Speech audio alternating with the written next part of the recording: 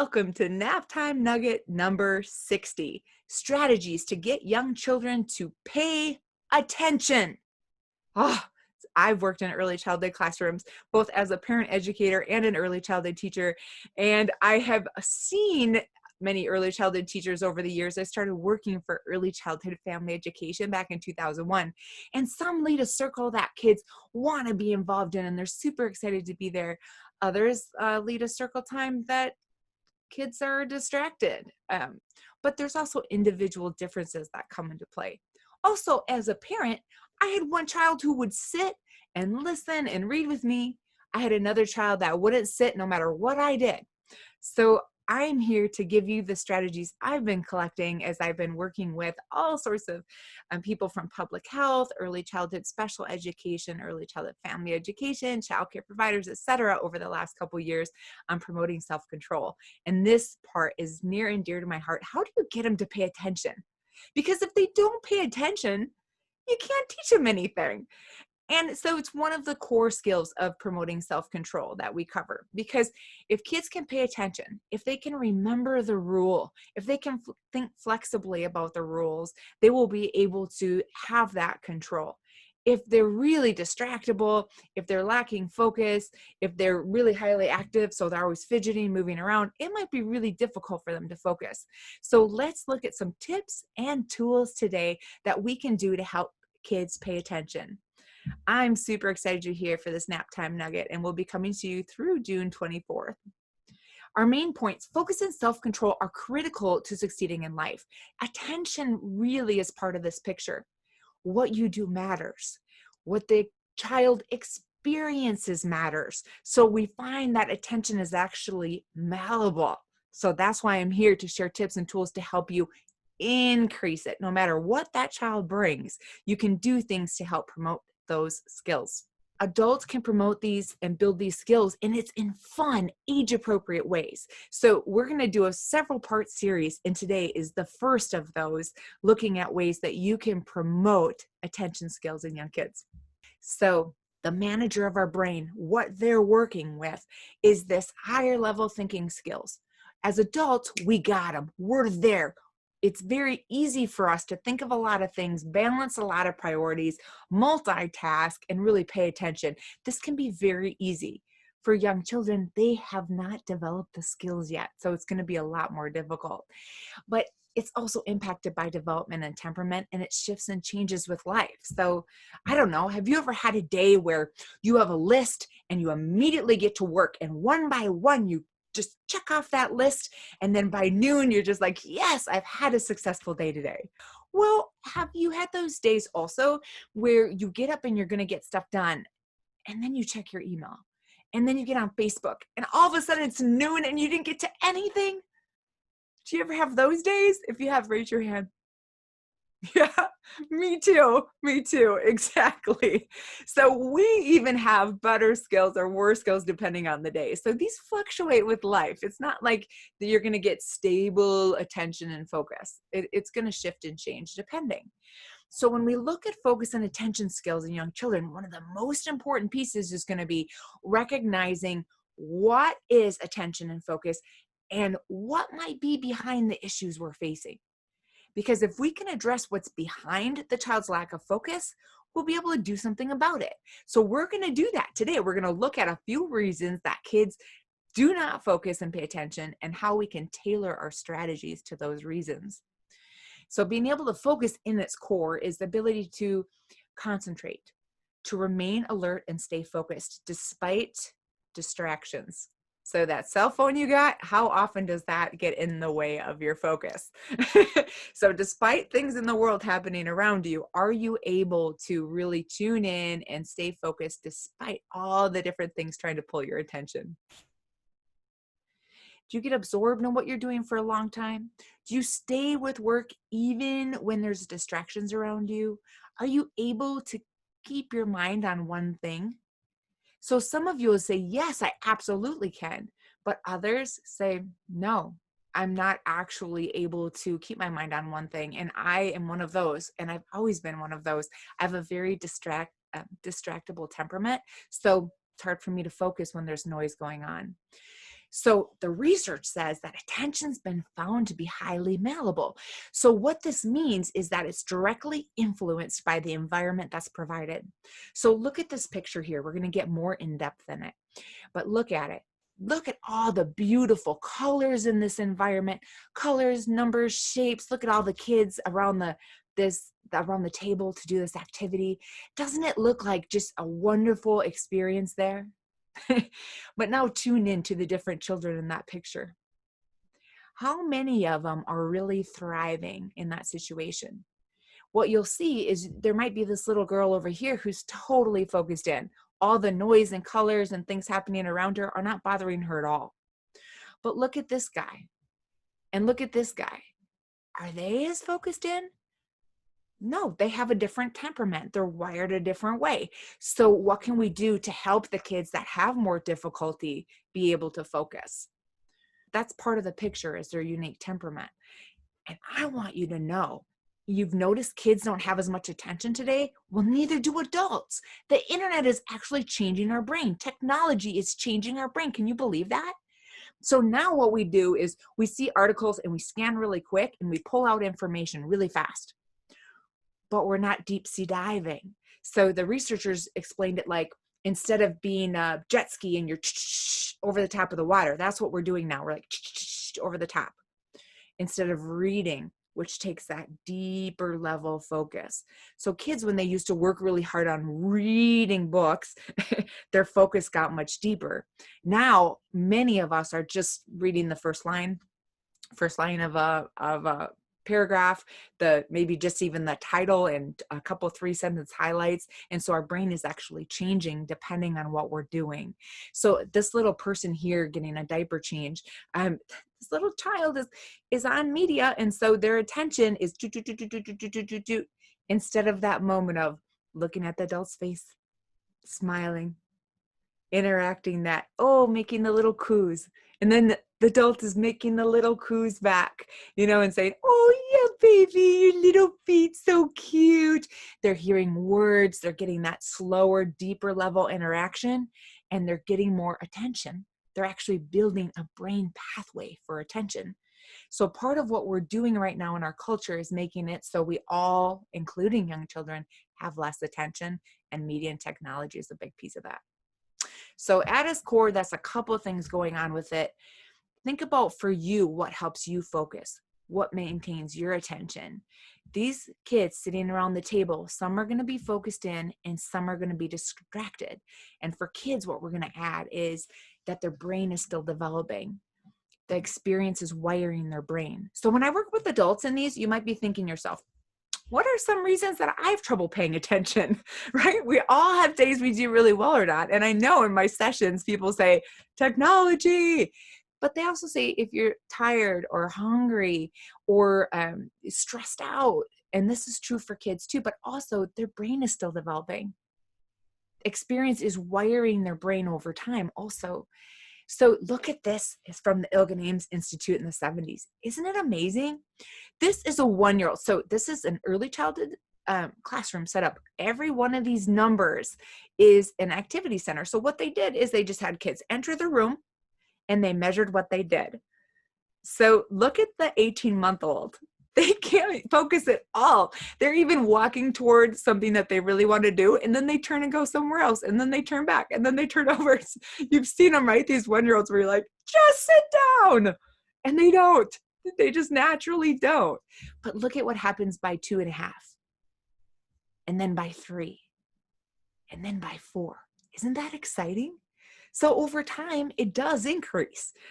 Development naturally will happen, but there are some things we can do to help speed it along. You're never going to make a 1-year-old be like a 4-year-old.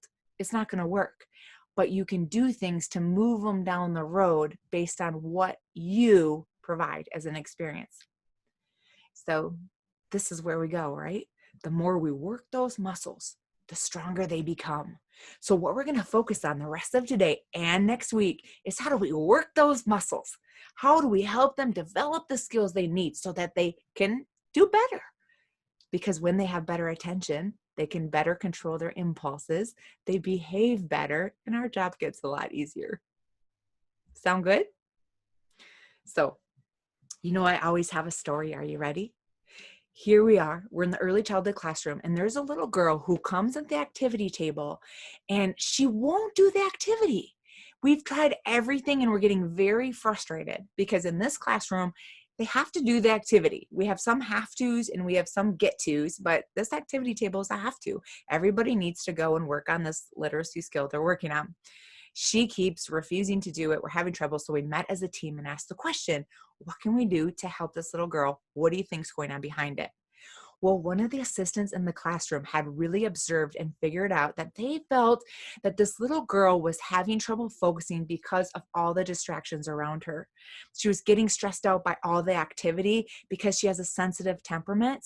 And so this is just distracting, the noise and the colors and the sounds. And so it's stressing her out. So that's why she's not participating. So we decided to go with that and see, okay, so if that's why she's not participating, what could we do to help her? So we have already created a calm down area that kids can go to.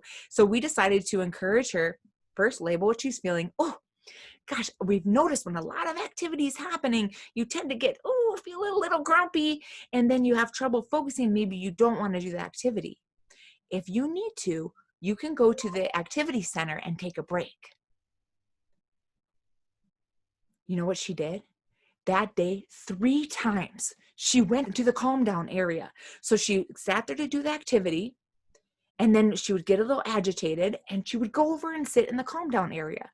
Now, some of you might be wondering, wasn't she going to get out of the activity then? Wasn't this kind of serving some kind of purpose for her?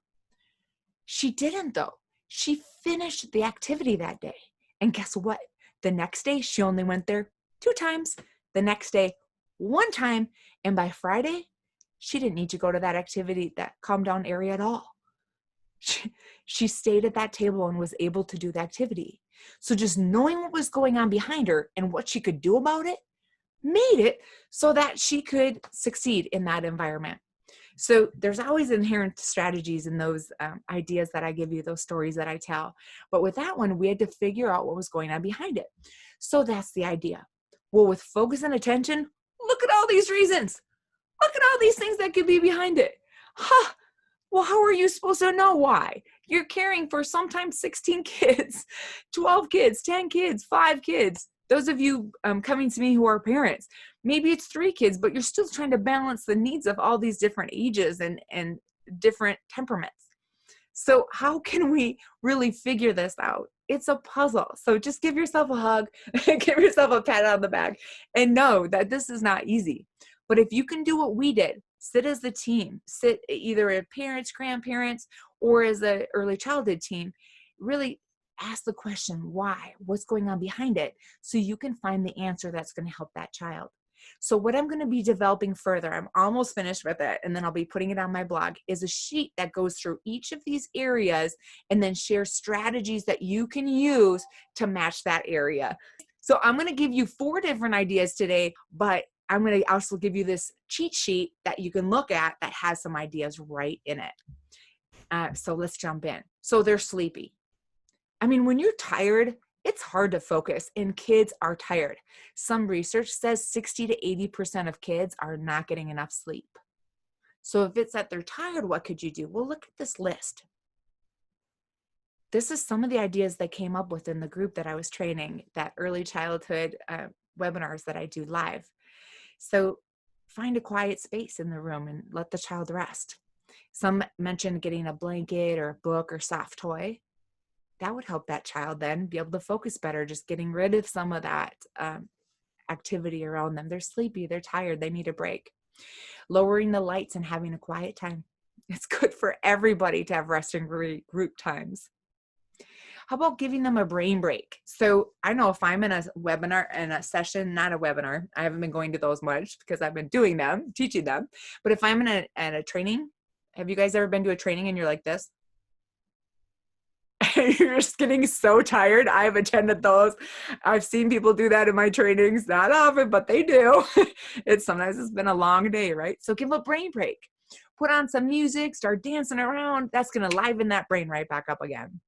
So you're going to choose which one of these that you want to do based on why you think the child is doing it. But if they're sleepy, Here's some tailored ideas to help.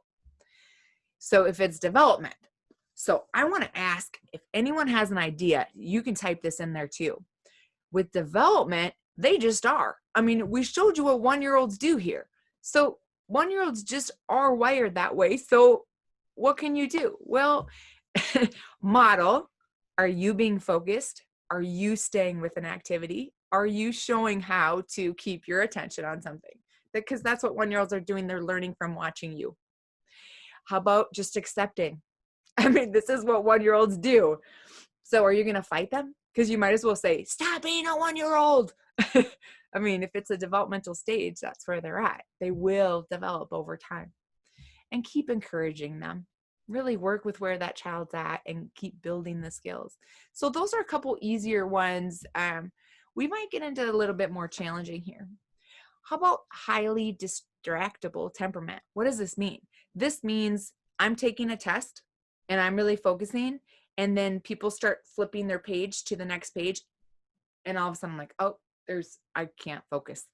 I can't focus. There's just too much then starts happening. I'm like, oh no, they're done with the first page. I'm not done with the first page. Maybe I'm taking too long doing the page, and it's noisy. So it's giving me that kind of distraction. If I have visual distraction, I also can't focus very well. So what are some things that you can do for those kids that are like I was? Make it visual.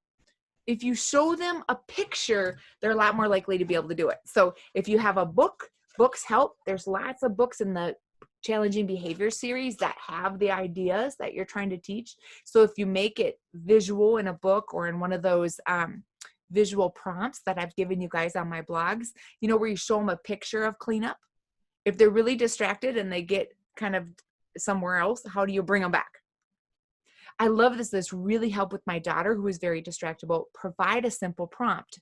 So we're trying to get out of the house. She goes to her room to grab some socks. 5 minutes later, I'm like, where is that girl? I go up there, Audrey, what are you doing? Come on. And she's like, oh, I forgot. I mean, she literally walked in her room, saw a puzzle, and just started. She's distractible. So I just say a simple prompt like shoes. See how simple that is? Shoes. If you haven't tried the 1-word verbal prompt before, try it this week. I don't care how old the child is. It keeps it simple and it avoids the wah, wah, wah aspect of it. Yeah.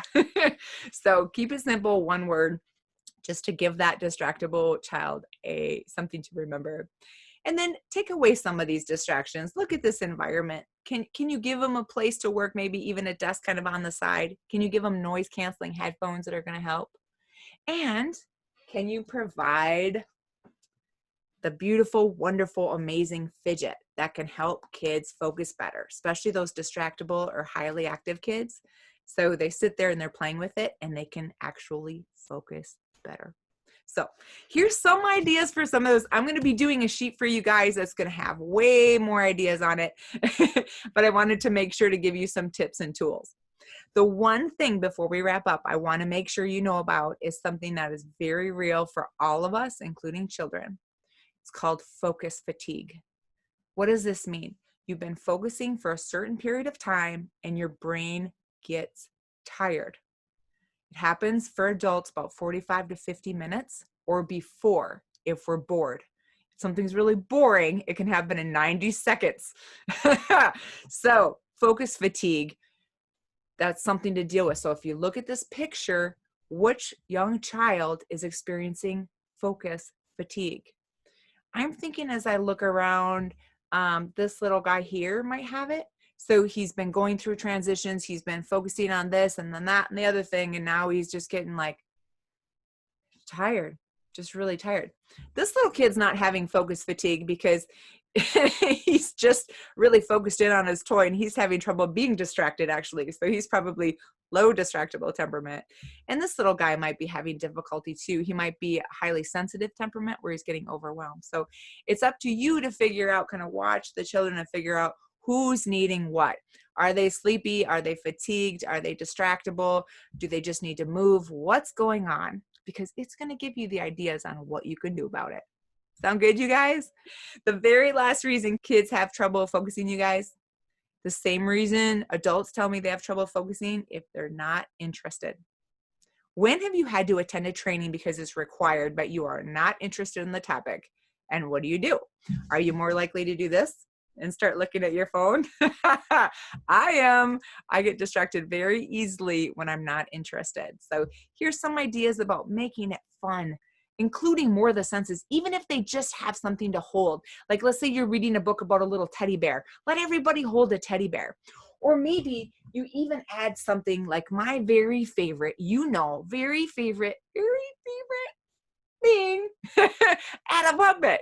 Have the puppet read the book, or have the puppet get really distracted looking over here and go, oh, puppet, oh no, he's getting distracted. What can he do? And then have him come back in. Oh, you're looking at me. Thank you, puppet. And then the kids will just start looking at you again. It's the attention getter. Puppets are. You want to get some attention? Pull out a puppet. They'll all be around you paying attention, and follow their lead. What are they interested in? Build on that, because they're a lot more likely to sit and be engaged and want to be there. And you're a lot less likely to have battles if it's actually a topic they want to learn about. As you walk away today, I want to make sure you know, what can we do? A lot. We can and should promote attention skills in young children. Not only are you setting them up for today, but for life. What you do makes a difference and builds those brain pathways needed in order to focus and succeed.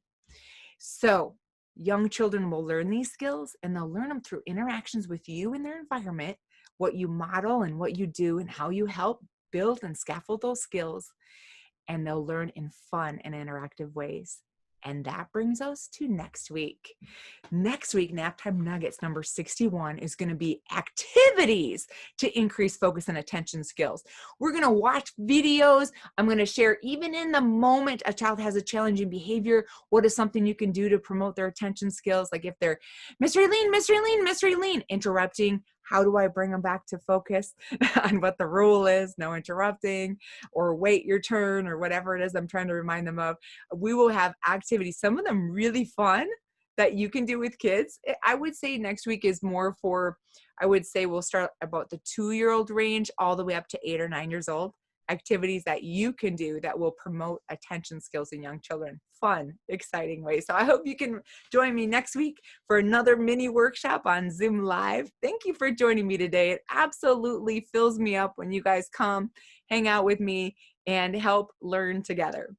It takes a big heart to help shape little minds. Thank you so much for the wonderful work you do. Whether you're a parent, child care provider, early childhood teacher, in the school system, parent educator, whatever your role is, you're helping families. You're helping young children. You are really promoting skills that make the difference. So tomorrow we'll have kind, compassionate, caring, wonderful young people. And that's what we need, right? They're going to be the people who take over someday. We want them to lead and guide with compassion, kindness, and skills, right? The self-control skills that we are building today will make a difference tomorrow. Thanks so much, you guys. Have a great rest of your day. And I cannot wait to see you next week.